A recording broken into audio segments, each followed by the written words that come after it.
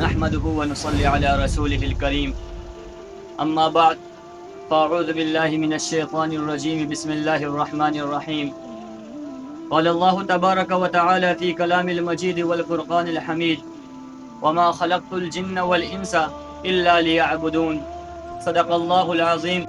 ناظرین، اللہ تبارک و تعالی دنیا کے اندر کسی بھی چیز کو بغیر مقصد کے پیدا نہیں کیا ہے۔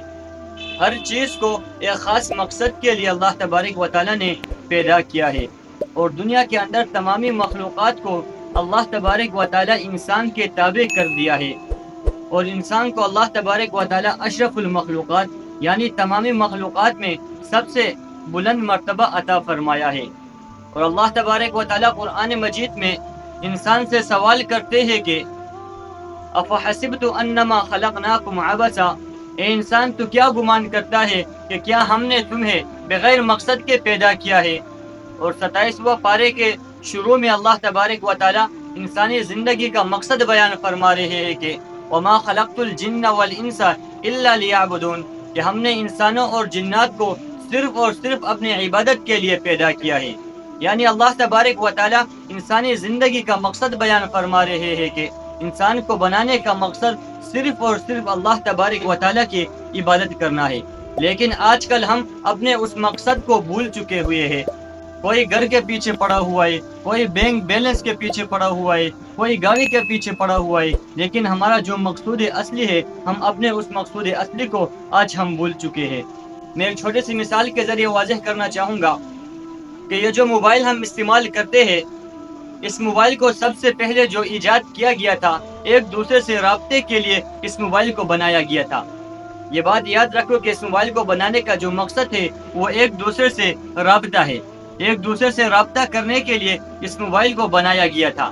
اب موبائل نے ترقی کی ہے، اسمارٹ فون آ چکے ہیں، اس کے اندر فیس بک بھی ہے، واٹس ایپ بھی ہے، انسٹاگرام بھی ہے، اور دیگر ایسے اشیاء ہے جو ضرورت کی چیزیں ہیں۔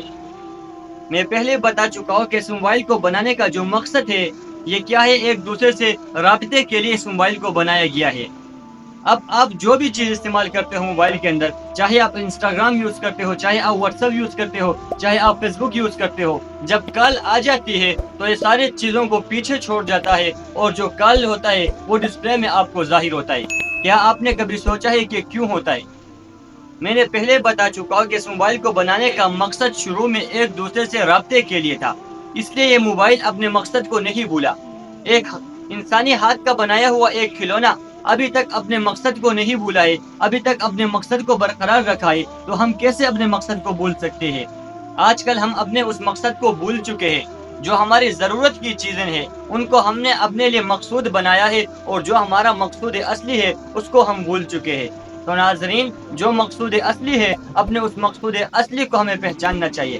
جب ہم اپنے اس مقصود اصلی کو مضبوطی کے ساتھ تھامیں گے تو دنیا کی زندگی میں بھی ہم کامیاب ہوں گے، اور آخرت کی زندگی میں بھی ہم کامیاب ہوں گے، اور اللہ تبارک و تعالی ہماری تمامی مشکلات کو، تمام مصیبتوں کو اور تمامی تکلیفوں کو دور فرمائے گا۔ وآخر دعوانا الحمد للہ رب العالمین۔